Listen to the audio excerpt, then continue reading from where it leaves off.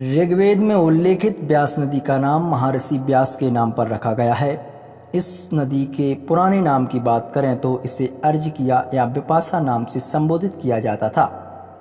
हिमाचल प्रदेश के कुल्लू जिले के जासकर पर्वतमाला के रोहतांग दर्रे के व्यास कुंड पर 4361 मीटर की ऊंचाई से इसका उद्गम हुआ। यहाँ से यह कुल्लू घाटी से होते हुए दक्षिण की ओर बहती है, जहाँ पर सहायक नदियों को अपने में मिलाती है। प्रमुख सहायक नदियों की बात करें तो इस प्रकार है: पार्वती, ऊहल, बाणगंगा, सेंच, तीर्थन, चक्की, लूनी। फिर यह पश्चिम की ओर बहती हुई मंडी नगर से होकर कांगड़ा घाटी में आ जाती है। हिमाचल प्रदेश की जीवनदायिनी ब्यास नदी की कुल लंबाई 460 किलोमीटर है।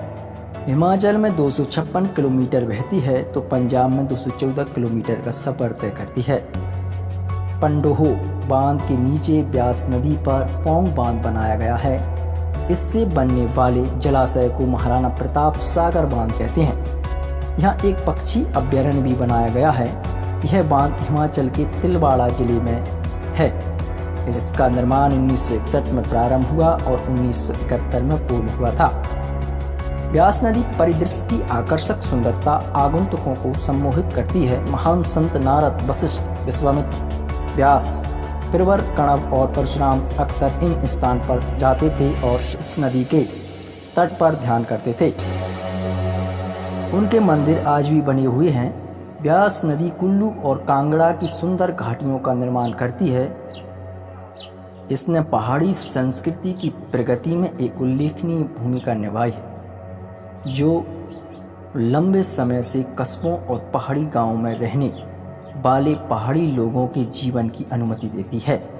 ब्यास नदी के तट पर मुख्य बस्तियां कुल्लू, मंडी, पंडोह, सुजानपुर, तेहरा, बाजौर, नादौर और देहरा, गोपीपुर बसे हुए हैं।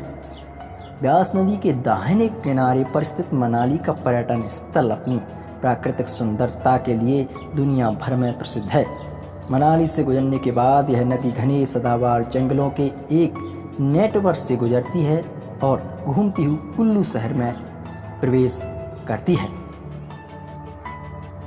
पहाड़ियों के साथ बहने के बाद नदी पंजाब में प्रवेश करती है और हिंदुस्तान से पाकिस्तान की ओर अपना सफर तय करती हुई अरब सागर में समाहित हो जाती है। बहुत बहुत धन्यवाद। जय हिंद, जय भारत।